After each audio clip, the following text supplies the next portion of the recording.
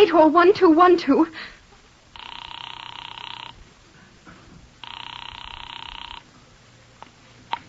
This is Scotland Yard.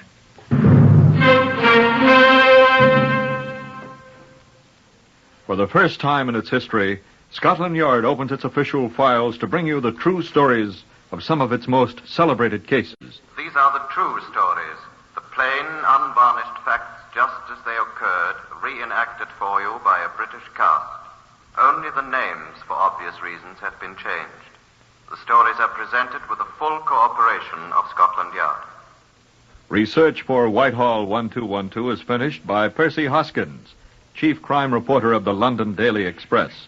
The stories for radio are written and directed by Wyllis Cooper.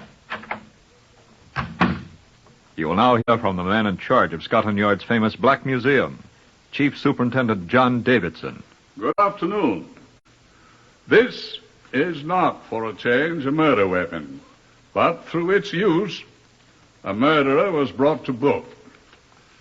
It is normally a most innocuous article, innocent, and in its way useful. You do recognize it, do you not? Of course, it's a blotting pad. Regrettably, magenta in color. Big enough to hide a newspaper beneath it, if one wishes to hide a newspaper. You find blotters like this on desks in the writing rooms of small hotels in Britain. And strangely enough, that is where Superintendent Edward Weston found this one. I shall ask Superintendent Weston to tell you about it. Edward? On the eve of the August Bank Holiday weekend in 1931, July 31st to be precise, since the holiday itself was to be Monday the 3rd of August, and I was planning to spend it at Stonehenge on Salisbury Plain, I was notified that I was wanted for the investigation of a murder at Oxford. I sighed regretfully over the departed thoughts of Stonehenge and the Friar's Heel, said yes, sir, quite politely, and was told I would hear shortly from a man in Oxford and put up the telephone. It immediately rang again. Superintendent Weston? It is Arthur Hughes speaking to you, sir, from Oxford. And I am a scout at Jesus College, and my dear sister Megan has been murdered, Superintendent. They said to me Superintendent Weston will come, and indeed I am sick with horror, sir. What's that? I am Arthur Hughes speaking to you from Oxford, and... You're the man who was to call me. Indeed, I was told to call you, sir. It was your sister? Oh, my. Yes, indeed, she has been murdered, sir. And, Who murdered her? I don't know, sir. I was told you were coming here. You're in Oxford? Tell me where to come in Oxford. It is a cottage called the Boundary, sir. It is in St. Clement Street. St. Clement Street. Yes, sir. It's really the London Road where it crosses the Ainsley Road and the High Street near Magenta Bridge, sir. I'll find it. Will you be there? I shall be here, Superintendent, with my dear sister. There is also a policeman here. I took the midnight train, which deposited me in the university city before daylight. I found the cottage near Magenta Bridge without much difficulty. Arthur Hughes was there, uncomfortable in a stiff chair beside the door. A constable was frankly asleep.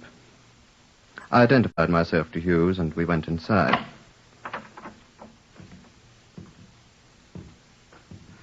She's in here, sir. Where? I have lifted away 3 of the cushions, sir, on the tablecloth. She was completely hidden under them. I came to the house, sir. Wait. I will turn on another light. Yes, that's better, thank you. Is it your usual custom to come here? We had intended to spend the holiday together, sir. I came to take her to the train. And this is the way you found her? Yes, sir. Under this pile of cushions and this tablecloth. I lifted them You off said and, that? Yes, sir, I did indeed. And this is the way I found her, sir.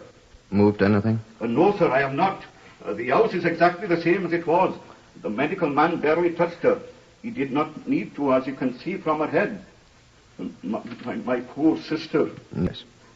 Have you any idea? I have none. What is your business? Profession? I'm a scout at Jesus College. A scout? I think I told you. That is the accepted term here in the university for personal servants, sir. I am a young man from Carnarvon. A fine, nonconformist young gentleman. Welsh? Yes, sir. A great many of the scholars at Jesus College are Welsh, sir. You're Welsh, too? My sister and I come from Pontypridd in Glamorganshire, sir. Yes. You were on good terms with your sister, of course?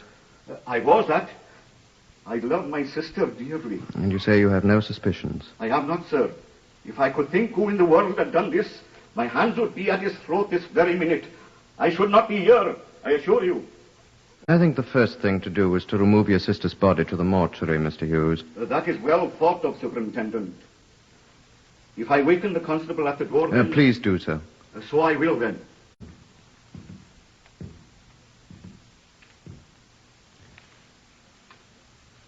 An ambulance was duly fetched. We removed the cushions which had been placed on top of the body, which was forthwith taken away, and Hughes and I devoted ourselves to an examination of the room. To me, it is quite evident that my sister was taken by surprise. What makes you think that? First, there on the sideboard is a small nosegay of flowers from her garden. Every morning, my dear sister took a nosegay to the grave of our sister Maud.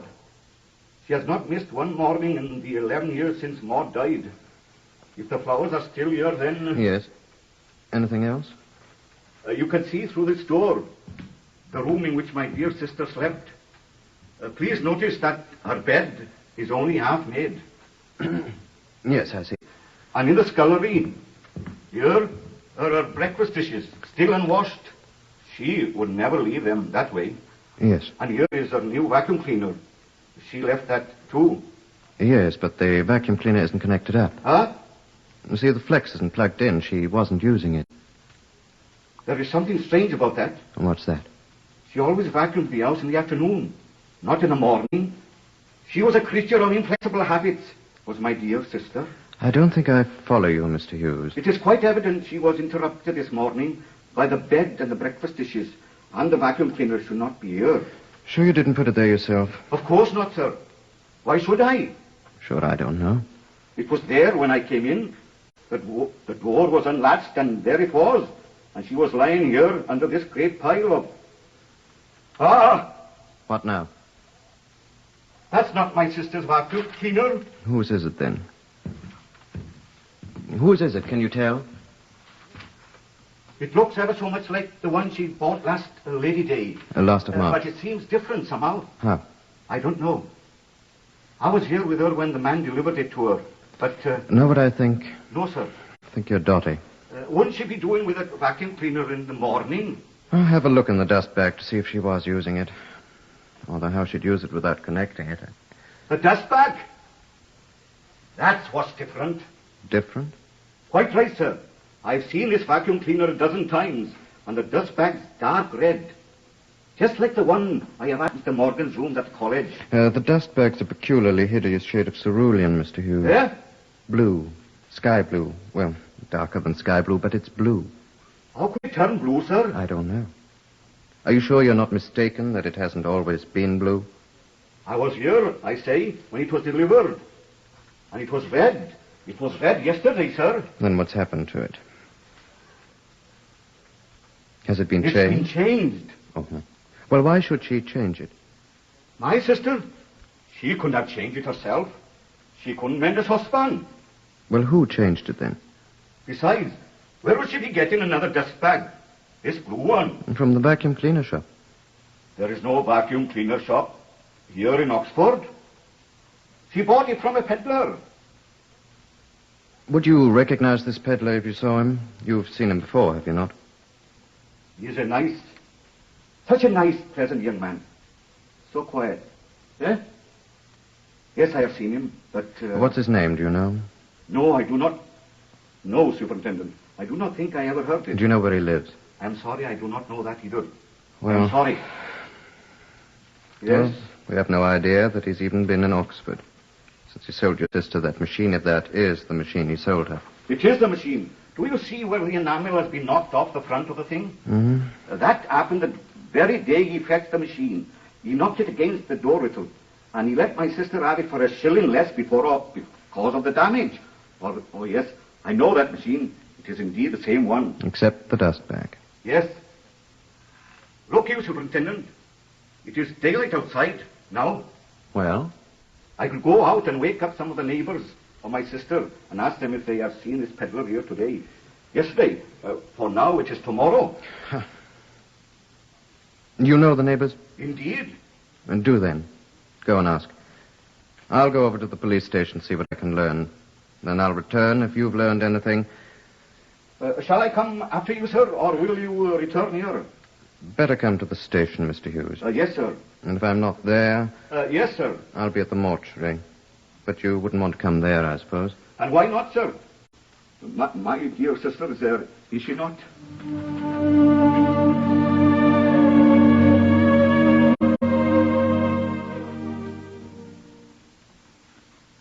They could tell me little at the police station, except that a neighbor's child had mentioned having seen a man undescribed at the door of Miss Hughes' cottage, the Boundary, sometime during the previous morning. The man appeared, the child said, to be carrying a large parcel done up in green paper. And further, the child said nothing. And the man was seen no more, according to the best reports. Was this the mysterious assailant, thought I, and repaired to the mortuary. It was too early in the morning for the medical examiner to be there, but having attained access to the dreary place, I examined the dead woman's body myself. Item, she had been beaten about the head with some sort of blunt instrument. There was a fearful wound in the back of her head, sufficient, in my opinion, to have caused death. In addition, there was an incised wound in her neck, which alone could have caused death. She had apparently been dead for some 24 hours, which would have put the time of the assault, as we had supposed, about Friday morning. She had bled copiously, the dried blood adhering to her head and neck. No other wounds were visible. I returned to the Boundary Cottage in St. Clement's Street and was surprised to hear voices issuing from the cottage. I entered. I looked at things when I came, and about £10 is all that is gone. But my dear sister is dead. I thought you kept more money than that here, Mr. Hughes. I do not know. Oh, come Well, on, good morning. Good morning, Superintendent. Good morning, Mr. Hughes. Good morning, madam. Hello. This lady is Miss Dora Abernathy, sir. I am one of Miss Hughes's neighbours, sir. I live at the bottom of St. Clement's Street. Mrs. Abernathy has been a close friend of my dear sister for many years, sir. This is Superintendent Weston from Scotland Yard, Mrs. A. Are you an inspector, sir? A superintendent, madam. Superintendent, Mrs. A. Oh, I thought everyone from Scotland Yard is an inspector, sir. Forgive Not me. all of us, madam. Mrs. A saw the man indeed, Superintendent. You did, huh? He stayed at my house overnight, sir. Did Mr. A object then? Oh, you know Abernathy, Mr. Hughes. He's seen the day when he hadn't the price of a night's lodging either. You're speaking of this vacuum cleaner peddler, I assume. Yes, sir, Inspector. Superintendent. Oh, yes, Superintendent. He was here, then? At least in the city, sir. The little girl told the police she saw him here, or saw a man at any rate yesterday morning. Oh. You may interview the child later, Mrs. Abernathy, and see the child description tallies with that of the peddler. Who is the child, sir? I believe her name is Daphne Cubbins. Cubbins? Oh, Cubbins? I trust Elsie Cubbins is young, and even if they have got one of them pongeranium dogs always nipping the postman. You said this peddler stayed the night at your house, Mrs. Abernathy. Yes, sir, he did. Oh, you know him that well, then? Well, sir, not precisely. He sold Abernathy and me a vacuum cleaner like Miss Hughes's, sir. Oh. And he showed up yesterday afternoon. Not yesterday afternoon, Mrs. A. It was the day before, you said to me. Oh, yes, that's right, Mr. Hughes. The day Abernathy was at the doctor's for his blood pressure. Thursday, while Abernathy was at the doctor's for that matter, and he said he was in the city, and had I any complaints about my vacuum cleaner? I said no, and I offered him a cup of tea as a matter of course. Oh, Superintendent, did you ever drink Lapsang Souchong tea like Mr. Churchill drinks? I didn't know Mr. Churchill drank tea. Abernathy's cousin, who's a sergeant in the Royal Corps at Catterers, says he does. And when they hadn't any Lapsang Souchong at Aldershot, when Abernathy's cousin was there, Mr. Churchill had to drink brandy. So I bought 2 ounces by mail from Fortnum and Mason to try. It costs a fright, but Abernathy likes it. Well, Mr. Podmore came in. Who's Mr. Podmore? The gentleman who sold me the vacuum cleaner. And we drank Lapsang Souchong. I'm not chucking my weight about, sir, as the bus used to say. It's really very good, although expensive. Smoky. And then he looked at me, and I could see tears in his great brown eyes. He's a very handsome man, is Mr. Podmore. Yes, that's, sir. Quite good looking. It's very likely he murdered your sister. Go on, Mrs. Abernathy. Why was Mr. Podmore weeping? He finally came out with it. He'd lost his money. Well, I just couldn't stand it. I went to the tin we'd got the lapsang souchong in, and I took out part of the money I didn't there, and then I handed it to him. Here, Mr. Podmore, I said, accept this as a loan until you find your money. How much did you be lending him then? 4 bob, I think it was, and 6pence. And when did he pay it back, Mrs. A? He didn't have a chance, Mr. Hughes. When he left in the morning, he forgot it. He'll pay it back. Oh, indeed. Tell me, Mrs. Abernathy, he took the money. Yes, but there was no bus to Tame that late in the afternoon, you see, sir. He was going to Tame then? Tame, yes, Mr. Hughes, he said. Tame is only about 12 miles away, sir. Yes, I know. Would he be there now, Mrs. A? We could go there and fetch him, I would think, sir. We'll wait, Mr. Hughes. Then did you show him to his room? No, sir. He said there was some business still to be done, and he went out. And then he came back, and he was carrying a parcel. Done up in green paper. Like the ironmonger he uses, sir. How did you know? And what was in this parcel? Oh, I don't know, sir. He kept it in his hand. And when he came back, he went to bed. After we had a nice cold supper, sir. And he kept the parcel with him when he retired? Yes, sir, and then when he went out this morning. And didn't come back? He said he needed a shave. As he did indeed, sir. He was bearded like a prophet, sir. And didn't come back? I think he forgot about my 4 and 6 and caught a bus to Tame like he said. There's one about noon, sir. Or maybe he'll send it to me from there. Wager he won't. Is there a police station in Tame? In Tame, sir? I think so, sir. Oh, but I'll get my money back. I don't want to have the police talking to Mr. Podmore about that, sir. Nevertheless, the police are going to talk to him, Mrs. Abernathy. But not about that, I can assure you.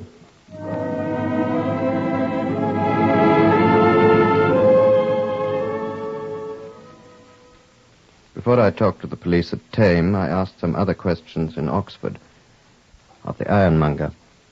Yes, I know the bloke that was peddling vacuum cleaners here. Cost me money, too, he did. I sell vacuum cleaners myself. But I've no cheap hire purchase arrangements like he has. I think it was rare cheek, him coming into my place yesterday to buy a hammer and a chisel from me. Though he did pay me. That was my money. Abernathy'll skin me. And the barber, Dusty Miller. Yes, he was pointed out to me more than once, this peddler. Podmore, he calls himself. As he walked into my place of business yesterday morning, carrying a green paper parcel that clanked and a set of ginger whiskers down to his collar button. I shaved him, never asking to see the colour of his money, and he gave me my 6pence, all right. It's the last copper I've got, he says, with a great horrid laugh, and pops off. And didn't I see him 2 hours later, as drunk as a duke in Charlie Wilson's public house, and offering to buy me beer? Course he had money, the best part of £10, all tied up with a black and white checkered hair ribbon. And when I said, "You've got money now," didn't he say, "I've been visiting a lady"? My dear sisters, the £10 was tied up with a black and white checkered hair ribbon she wore when she was a small child in Pontypridd, in Glamorganshire. Hello. It's Superintendent Weston of Scotland Yard speaking. Please put me through to the police station in Tame.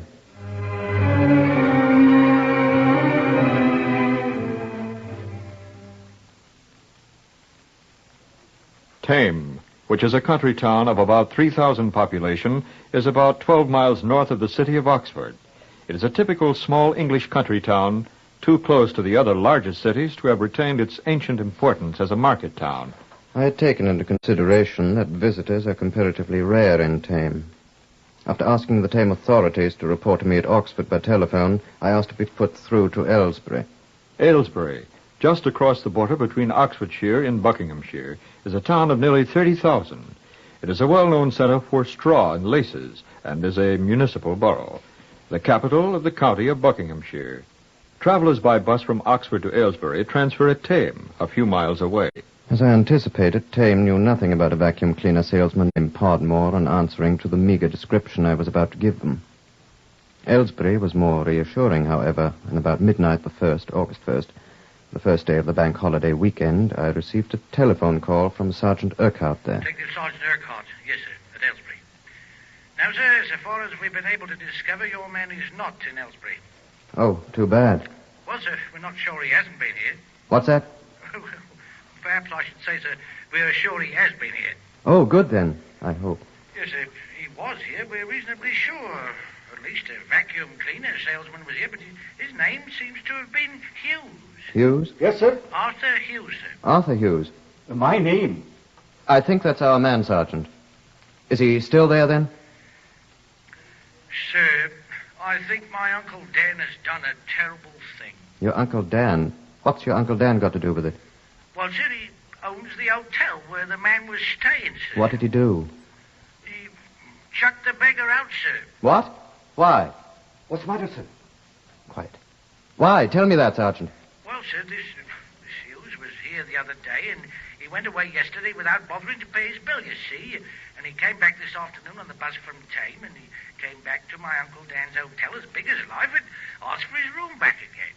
Did he get it? Yes, sir. The clerk gave it to him. And then my Uncle Dan found out about it, and he went to this vacuum cleaner fella's room, and he said, quite properly, I'll have my money now, if you please, mister. And the vacuum cleaner man said, I haven't any money, and he didn't, so my uncle chucked him out, and where he is now, I don't know. Your Uncle Dan? Isn't he at the hotel? The vacuum cleaner man, sir. He's gone? Yes, sir. He seems to be. Well, What is it now, sir? he's gone. Oh. You don't know where he is? Well, his suitcase is at the hotel, sir. He brought it in with him when he came back, and Uncle Dan made him leave it there, sir. Tell him to keep it there. Do you hear me, Sergeant? Yes, sir, I hear you. Yes, sir, yes, I'll tell him. What do you want me to do then, sir? Put your uncle in jail. What? Oh. Come on with me, Mr. Hughes. Indeed to goodness, sir. Where are we going then, Superintendent? We're going to Aylesbury. I think we found the man that murdered your sister.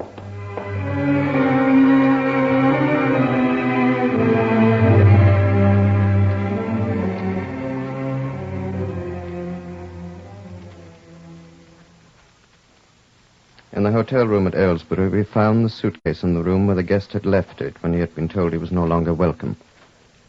Arthur Hughes watched me as I opened it, watched me as I lifted it up and turned it over. What is that? This is a hammer, and this is a chisel. That is what he bought at the ironmonger's then. That's where one buys things like this. Why did he carry things like this about with him then? Are these the tools of a vacuum cleaner salesman? If you will pardon me, I should say they are the tools of Oh, the murderer. no. Oh, yes. Do you suppose that my sister... Tell me. I don't know. Look. What's this? What? These. What are they? Breadcrumbs on the floor here. Did they not fall out of the suitcase too? Wonder what they are. Here, look at the hammer. What? The label's been scraped off the handle. How shall we tell that it is the hammer he bought? How shall we tell it was his? I think I know why the hammerhead's so clean. Why is it? It had blood on it. Oh, please. My poor sister. And the chisel? Mm-hmm. It's clean, too. Quite clean. He'd have to have it clean. If indeed he is the man who did it. We can't prove he's the one. No? Not yet. My poor sister. Only knew where he is. Yes, if we could find him. I wonder if he gave an address when he came here the first time. I could not tell, I'm afraid. If he wrote any letters or anything. Who'd that be? I don't know that either, Superintendent. Come in, please. Yes? I'm Sergeant Urquhart, sir, of the Buckinghamshire Constabulary, Aylesbury Station, sir. I talked to you... About time you got here. Where's your uncle? You said arrest him, sir. What shall I do? Let him out. Yes, sir. And then? Wait, Sergeant. I want to find this man. Hughes, sir? I'm Hughes, officer. Are you the... Well, isn't he... Oh. I beg your pardon, sir. What I want to know is, did this man who called himself Hughes give any address when he came here? Or did he write any letters? Did he say anything about where he lives? I don't know, sir, but we could ask the attendant in the commercial room next door, sir. It's where letters are generally written, sir. Then come along, then. Come along, Mr. Hughes. Yes, sir. Through that door, sir. This one? Yes, sir. Come along. Joe! Oh, Joe! Joe? He isn't here, sir. He's left for the bank holiday, I fancy, sir. I say. Here, these blotters. On the table, sir? On the table. Well, that's where the guests generally block their letters, sir. How convenient. Have you got a mirror, Sergeant? Mirror, sir? Mirror. Looking glass. A mirror, man. There's one on the wall, sir. There is indeed, sir. Shall I take it down? I'll get it, sir.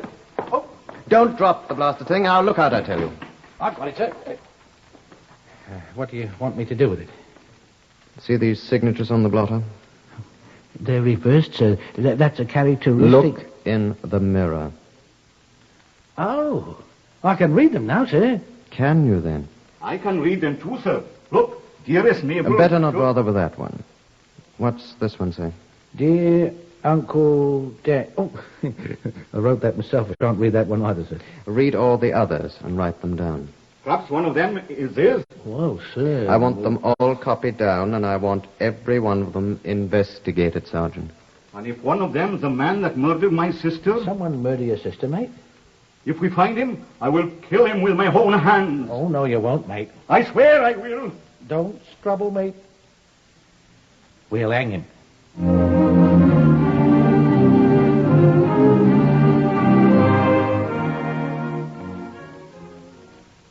And when I went back to the other room and sat down, my eye fell on the curious objects that had fallen out of the suitcase I was already beginning to think of as the murderers. The things that looked like, as Hughes had said, breadcrumbs. I picked one up. It wasn't a breadcrumb.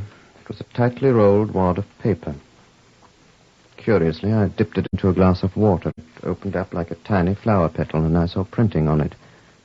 I opened it up. I reached for another and repeated the performance. Another. The same results. I put them all together after a manner of a jigsaw puzzle. The printing was clear now. High-grade steel forging. And there was something else, too. Bloodstains. There, on the missing labels, from the hammer and the chisel, from the man who came to change the dust back on the vacuum cleaner in the house of the little old lady in St. Clement's Street. I hardly noticed when the sergeant and the brother came in with the list of addresses they had copied from the reflection of the names on the blotter. But 4 weeks later, when all the addresses had been checked by policemen working round the clock, there was one of them where a man named Podmore lived, and he was an itinerant salesman of vacuum cleaners. And when the time came, he confessed, and at the Oxford Assizes next spring, he was sentenced to hang. And hang he did. And Arthur Hughes smiled when he heard about it.